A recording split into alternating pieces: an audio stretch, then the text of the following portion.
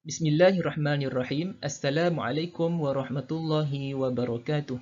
Rabbi shrah li sadri wa yassir li amri wahlul 'uqdatam min lisani yafqahu qawli, amma ba'. Terima kasih diucapkan kepada Dr. Nozira binti Saleh kerana memberi peluang kepada kumpulan kami untuk membentangkan tugasan yang bertajuk Konsep Al-Ibtila dalam Islam. Saya Muhammad Hakim bin Muhammad Zaini A175446 bersama rakan-rakan saya Zaki Kushairi bin Muhammad Halim A174896 dan Muhammad Amsyar bin Isyari A184443. Sebelum pergi lebih lanjut tentang pembentangan, kita akan melihat topik perbincangan kita. Yang pertama, kita akan membincangkan tentang pengenalan dan definisi Al-Ibtila, dan seterusnya kita akan melihat bahagian dan bentuk Al-Ibtila, dan seterusnya kita akan mengetahui tujuan dan manfaat Al-Ibtila, dan akhir sekali kita akan menghayati sikap Muslim terhadap Al-Ibtila dan diakhiri dengan kesimpulan. Baiklah, sebagai pengenalan dalam konsep Al-Ibtila, kami bawakan kepada anda semua iaitu kata-kata daripada bekas mufti negeri Sabah iaitu Haji Said Ibrahim, iaitu katanya dalam kehidupan manusia seharian mereka tidak boleh lari dari takdir Allah Subhanahu Wa Taala yang telah ditentukan dan ditetapkan kepada seseorang manusia. Ini menunjukkan bahawa setiap manusia akan mengalami satu ujian yang telah ditentukan dan ditetapkan oleh Allah Subhanahu Wa Taala. Ujian tersebut adalah untuk menguji keimanan dan meningkatkan keimanan kita kepada Allah Subhanahu Wa Taala. Kerana ini terbukti dalam firman Allah Subhanahu Wa Taala dalam surah Al-Ankabut ayat 2, iaitu maksudnya, patutkah manusia menyangka bahawa mereka akan dibiarkan dengan hanya berkata, kami beriman, sedang mereka tidak diuji dengan suatu cubaan? Okey, justru kami juga membawakan kata-kata daripada Imam Al-Ghazali, iaitu orang yang memikirkan dan memerhatikan akhirat akan lebih keras lagi cubaannya dan lebih banyak mendapat ujian. Okey, hal ini dibuktikan dengan bahawa ujian itu akan datang lebih berat untuk menguji keimanan kita kepada Allah Subhanahu Wa Taala. Baiklah, seterusnya kita akan mengetahui apa itu Al-Ibtila. Kita akan mengetahui dari sudut istilah dan juga bahasa. Okey, dari sudut bahasa, Al-Ibtila ialah kata terbitan ataupun masdar daripada perkataan ibtala yang bermaksud ujian. Al-Ibtila juga bermaksud mihnah, iaitu kesusahan yang menimpa seseorang. Dan menurut Kamus Dewan, ujian pula bermaksud sesuatu yang dilakukan untuk mencuba ataupun menduga kesungguhan, kebenaran dan juga kesetiaan manusia. Okey, dari sudut istilah, menurut Said Muhammad Helmi et al., Al-Ibtila itu datang dalam bentuk kenikmatan dan kesusahan. Maknanya ujian itu akan datang dalam dua bentuk, iaitu kenikmatan dan juga kesusahan. Di dalam surah Al-Anbiya ayat 35 juga telah menjelaskan dan menyatakan bahawa Allah Subhanahu Wa Taala berfirman, maksudnya kami akan menguji kamu dengan keburukan dan kebaikan sebagai ujian. Okey, menurut Wahbah Az-Zuhaili berkenaan dengan ayat surah Al-Anbiya ini, dunia itu merupakan tempat ibtila, iaitu tempat ujian dan ikhtibar. Ujian tersebut boleh berlaku sama ada dalam keadaan buruk ataupun baik. Seterusnya kita akan melihat bahagian Al-Ibtila. Sebentar tadi kita telah mengetahui bahawa definisi Al-Ibtila ini terbahagi kepada dua bahagian, iaitu ujian yang berupa kenikmatan dan kesenangan dan ujian berupa keburukan dan kesusahan. Kami akan bawakan contoh-contoh ujian yang berbentuk kenikmatan. Kenikmatan yang pertama adalah perbezaan darjat dan pangkat serta perhiasan dunia. Di dalam surah Al-An'am ayat 165, firman Allah Subhanahu Wa Taala maksudnya, dan dialah Allah yang menjadikan kamu khalifah di bumi dan meninggikan setengah kamu atas setengahnya lain beberapa darjat, kerana ia, Allah, hendak menguji kamu pada apa yang telah dikurniakannya kepada kamu. Di dalam tafsir Qurtubi, ada menyatakan dalam ayat surah Al-An'am ini, iaitu orang yang diberikan kelebihan rezeki akan diuji dengan kekayaannya dan diminta untuk bersyukur. Manakala orang yang terlibat dalam kesempitan hidup akan diuji dengan kefakiran dan diminta untuk bersabar. Dalam ayat ini kita dapat lihat bahawa ujian itu datang boleh jadi dalam bentuk nikmat. Iaitu nikmat apa? Nikmat perbezaan darjat antara kita sama manusia ini. Sama ada kita bersyukur dengan kekayaan ataupun kita bersabar dengan kemiskinan ataupun kefakiran. Okey. Nikmat yang kedua adalah ujian keselamatan daripada musuh. Okey, kalau kita lihat, keselamatan daripada musuh itu merupakan satu nikmat. Dan nikmat itu juga merupakan ujian untuk kita. Di dalam surah Al-Baqarah ayat 49 ada menyebutkan iaitu A'udzubillahi minasyaitonirrajim wa idh najjaynakum min ali fir'auna yasumunakum su'al 'adzab yudhabbihuna abna'akum wa yastahyuna nisa'akum wa fi dhalikum bala'um mir rabbikum 'azim. Okey, secara kefahamannya ialah Allah Subhanahu Wa Taala telah merakamkan dalam surah Al-Baqarah tentang keselamatan Bani Israel. Allah SWT telah menyelamatkan Bani Israel daripada kekejaman Fir'aun dan juga pengikut-pengikutnya. Yang mana Fir'aun ini menyeksa kaum Bani Israel ni dengan menyembelih anak-anak lelaki dan membiarkan hidup anak-anak perempuan Bani Israel. Dan ia adalah sebagai satu ujian dan cubaan yang besar. Menurut Wahbah Al-Zuhaili, Allah akhirnya menyelamatkan mereka iaitu kaum Bani Israel tadi dari seksaan yang menghinakan ini. Keselamatan dari kebinasaan ini mengandungi ujian dari Allah Subhanahu Wa Taala agar kelihatan syukurnya orang yang selamat dan sabarnya orang yang menghadapi kebinasaan. Baiklah. Antara ujian kesusahan dan kepayahan iaitu ujian ketakutan, kelaparan, kekurangan harta benda, nyawa dan hasil tanaman. Ini dirakamkan oleh Allah Subhanahu Wa Taala dalam surah Al-Baqarah ayat 155 iaitu firman Allah Subhanahu Wa Taala maksudnya demi sesungguhnya kami akan menguji kamu dengan sedikit perasaan takut kepada musuh dan dengan merasai kelaparan dan dengan berlakunya kekurangan dari harta dan jiwa serta hasil tanaman dan berilah khabar gembira kepada orang yang bersabar. Ini adalah satu contoh ujian ataupun al-ibtila dalam bentuk kesusahan dan kepayahan.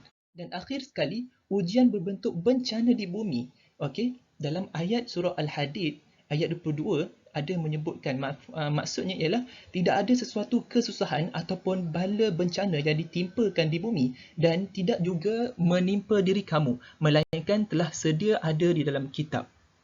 Iaitu sebelum kami menjadikannya, sesungguhnya mengadakannya demikian itu ataupun bencana tadi adalah mudah bagi Allah SWT.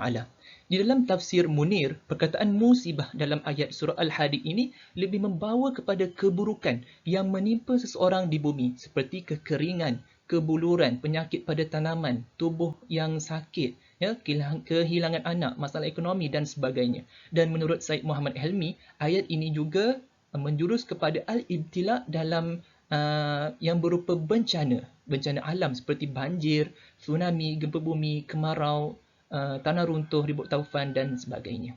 Seterusnya pembentangan akan diteruskan oleh rakan saya.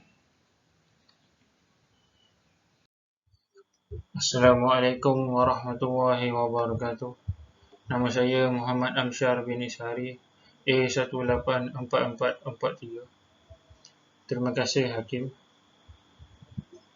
Baiklah, saya akan meneruskan pembentangan untuk menerangkan bentuk-bentuk al-ibtila' dan tujuan al-ibtila' ini diturunkan. Bentuk-bentuk al-ibtila' yang telah saya dapati adalah 5 di sini. Bentuk-bentuk ini adalah dalam skop untuk menguatkan akidah seseorang Muslim. Yang kedua, menguji ketaatan. Ketiga, kenikmatan. Yang keempat, skop membinasakan orang yang zalim sahaja. Dan yang kelima, membinasakan orang yang zalim serta orang yang soleh. Baiklah, kita pergi yang pertama. Dalam skop menguatkan akidah seseorang Muslim. Saya ambil kisah daripada contoh kisah Nabi Ayub yang dituliskan di dalam Quran. Nabi Ayub ditimpa penyakit kulit selama 20 tahun dan kematian anak-anaknya serta hilang segala harta dan kemewahan. Sebelum itu Nabi Ayub hidup 20 tahun dengan semua perkara yang telah ditarik oleh Allah tadi Tapi Nabi Ayub bersabar dan tidak mengeluh selama 20 tahun yang telah Allah timpakan kepadanya ujian yang sangat berat. Tetapi selepas 20 tahun, Allah kembalikan semula kesihatan, kekayaan dan kurniakan zuriat yang ramai selepas 20 tahun. Dari sini kita lihat sekaligus Nabi Ayub punya akidah bertambah kuat kepada Allah SWT. Justru di sini Allah hendak lihat sekuat mana akidah seseorang Muslim itu apabila diturunkan ujian kepadanya. Yang kedua adalah menguji ketaatan. Saya ambil kisah daripada Nabi Ibrahim AS. Nabi Ibrahim diperintah menyembelih anaknya Nabi Ismail yang masih lagi kecil. Nabi Ismail adalah anak pertama setelah berumur 86 tahun. Nabi Ismail ini merupakan anak bersama perkahwinannya dengan Siti Hajar. Dan pada suatu hari baginda diperintah oleh Allah SWT menyembelih Nabi Ismail melalui mimpinya. Dan baginda menyembelih Nabi Ismail tetapi tidak berkesan setelah beberapa kali dipotong. Lalu malaikat Jibril menggantikan Nabi Ismail dengan seekor kibas. Kalau kita lihat kisah ini, Nabi Ibrahim mendapat zuriat pada umur 86 tahun dan Allah memerintahnya menyembelih zuriatnya. Perintah itu adalah sangat berat, tetapi Nabi Ibrahim menurut perintah yang disampaikan oleh Allah SWT. Justru al-ibtila ataupun ujian dalam bentuk menguji ketaatan ini adalah bertujuan Allah nak lihat setakat mana seseorang Muslim itu menjalankan perintah yang diturunkan oleh Allah SWT. Yang ketiga adalah dalam bentuk kenikmatan. Saya ambil kisah daripada Bani Israel. Sebagaimana kita tahu, Bani Israel sekarang adalah sangat diketahui oleh orang ramai. Bani Israel adalah bangsa yang diberi kelebihan berbanding bangsa lain. Banyak Nabi lahir dari bangsa ini, antaranya Nabi Zakaria, Nabi Yahya dan Nabi Isa. Dan mereka bunuh Nabi tanpa sebab. Sepatutnya mereka bersyukur kerana dihadirkan golongan Nabi ke dalam golongan mereka. Tetapi bahkan mereka bunuh mereka tanpa sebab. Seterusnya mereka diberi makanan yang berkhasiat berupa al-manna dan salwa yang tidak pernah diperoleh oleh mana-mana umat, tetapi mereka meminta makanan yang lain kerana sifat bodoh dan tamak mereka. Oleh itu, bentuk ujian yang dalam bentuk kenikmatan ini adalah bertujuan Allah hendak lihat sebagaimana kita menghargai atau mensyukuri nikmat yang telah diberikan oleh Allah kepada kita.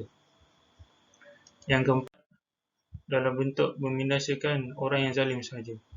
Allah binasakan orang yang zalim dan menyelamatkan orang yang soleh.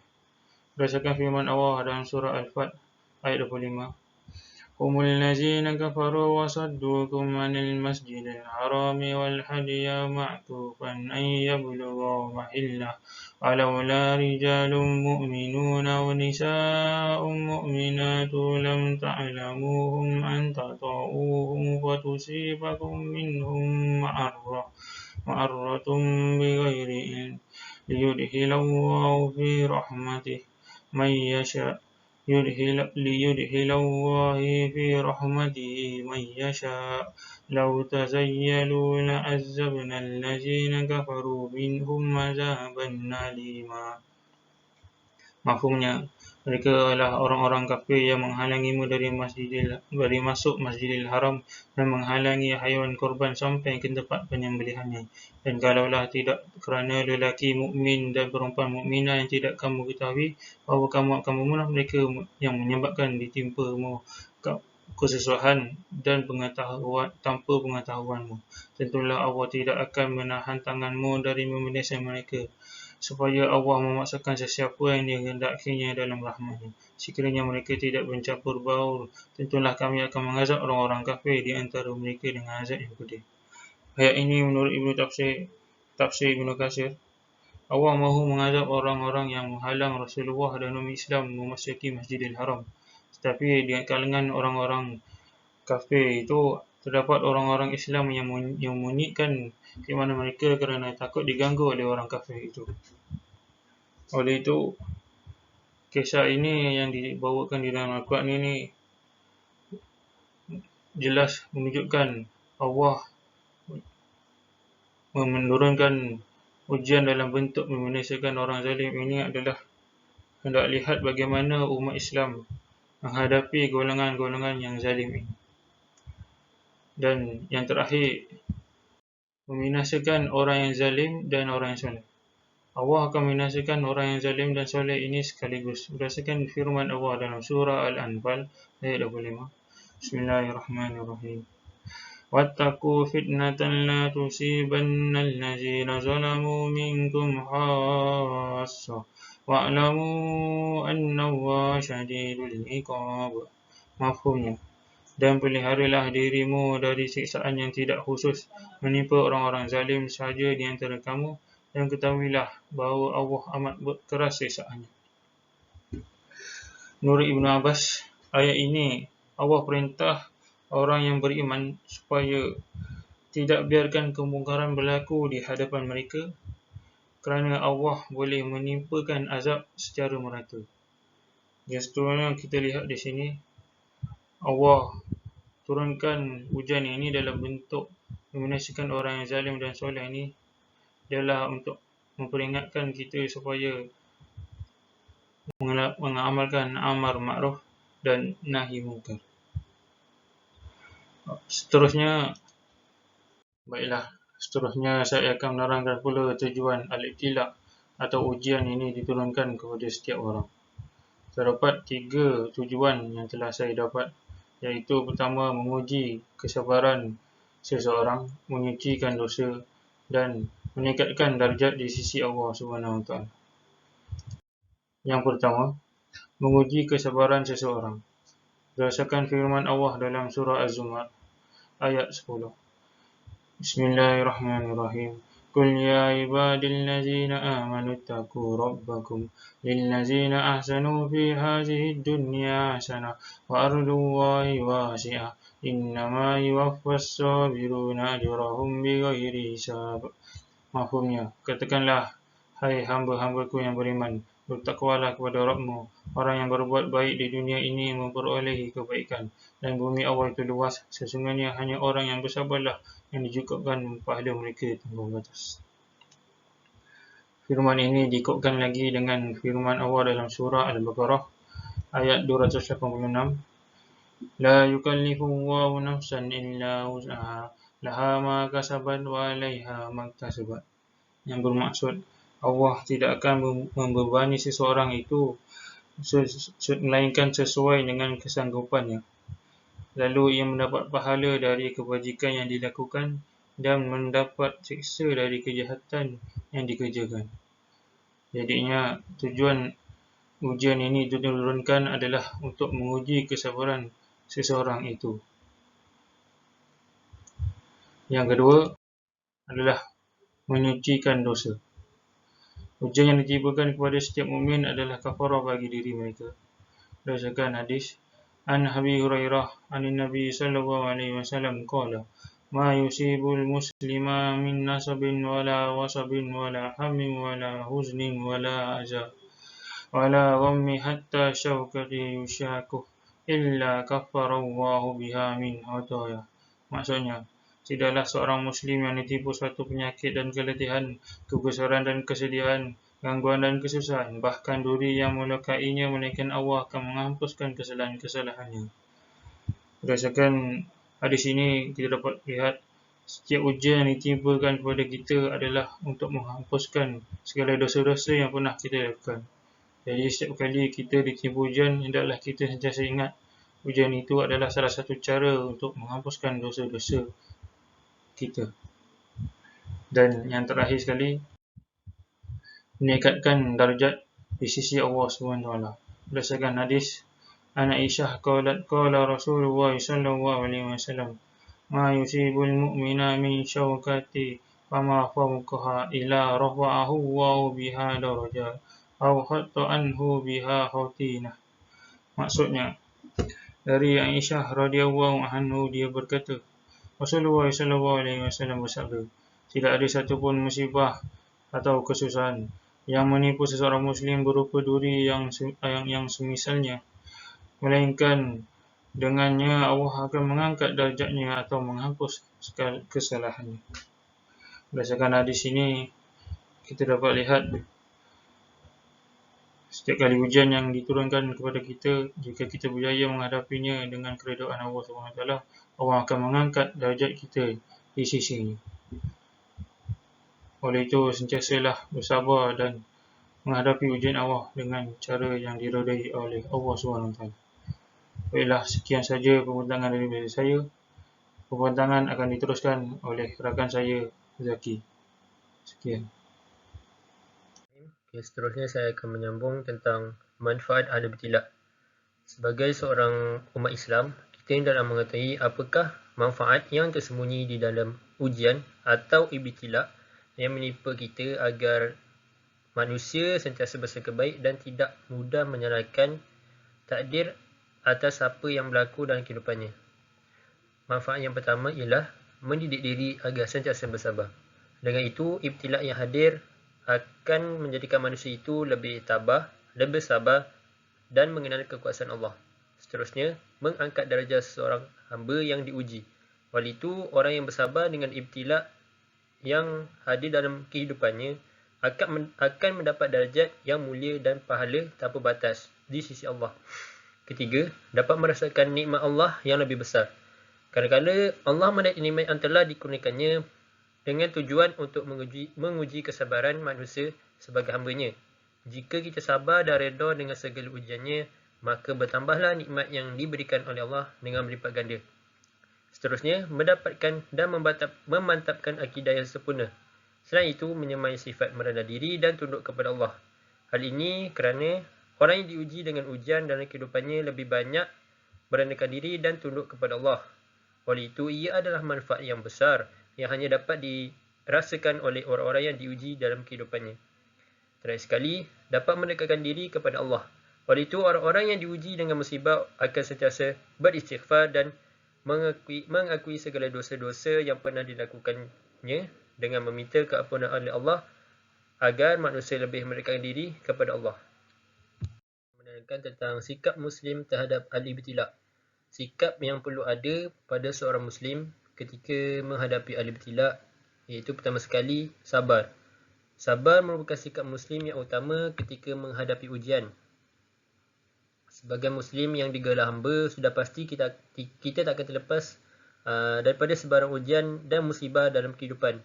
Namun Rasulullah SAW telah mengingatkan kepada kita bahawa kita perlu sentiasa bersabar walau sebesar mana pun manusia itu ditimpa dengan musibah. Sebagaimana firman Allah SWT yang bermaksud, mereka itulah yang mendapat keberkatan yang sempurna dan rahmat dari Tuhan mereka dan mereka itulah orang-orang yang mendapat petunjuk. Surah Al-Baqarah ayat 157. Oleh itu, Muslim yang bersabar dan beriman, apabila diuji dengan suatu kesusahan dan musibah, akan dikurniakan rahmat ke atasnya serta ganjaran-ganjaran yang berlipat ganda daripada Allah. Seterusnya, sifat yang kedua ialah redha dengan ketetapan Allah dengan bersangka baik dengan segala aturannya. Redha secara umumnya merupakan sifat lapang hati ketika menerima ketentuan Allah dengan bersangka baik terhadap segala aturannya, walaupun bertentangan dengan kehendak dan keinginannya. Nabi SAW bersabda, apabila Allah mencintai seorang hamba, maka dia mengujinya. Apabila hamba itu bersabar, maka dipilihnya dia. Dan apabila dia redha, maka dipilihnya pula dia. Oleh itu, seorang Muslim akan tabah dan sabar apabila diuji oleh Allah SWT. Serta dia akan redha menghadapi ujian dan dugaan dengan akal dan imannya. Okey, sifat Muslim yang seterusnya ialah sifat bersyukur. Bersyukur menerima kenjatuhan Allah tidak kira sama ada dalam bentuk nikmat yang pasti akan terima manusia dengan perasaan senang atau bencana yang datang dalam pelbagai bentuk. Sebagai contoh, jika seorang manusia itu ditimpa kemalangan, kebakaran, malapetaka dan sebagainya, maka sudah tentu manusia itu akan mengeluh serta tertanya, mengapa ibtilak berlaku pada diri dia dan kenapa tidak berlaku pada orang lain. Oleh itu, firman Allah yang bermaksud, dan apa jua menimpa kamu daripada suatu kesusahan, yakni atau bala bencana, maka ia disebabkan apa yang kamu lakukan, yakni dari perbuatan yang salah dan berdosa. Dan dalam pada itu Allah memaafkan sebahagian besar dosa kamu. Surah Syu'ara ayat 30. Oleh itu Allah memberikan kepada hamba-Nya kaitan antara keimanan dan ujian, kerana setiap kali manusia diuji, maka keimanannya menjadi penentu sama ada dia mampu menghadapi ujian tersebut dengan penuh keredaan atau dengan perasaan kecewa dan sedih. Okey, seterusnya kesimpulan. Konsep al-ibtilak merupakan bebanan dalam perkara yang menyusahkan, serta ia boleh berlaku dalam keadaan baik maupun buruk. Serta al-ibtilak ini ialah ujian ke atas orang yang baik ketika melaksanakan kebaikannya adalah tanda kasih sayang daripada Allah kepada hamba-hambanya yang tak ada beriman.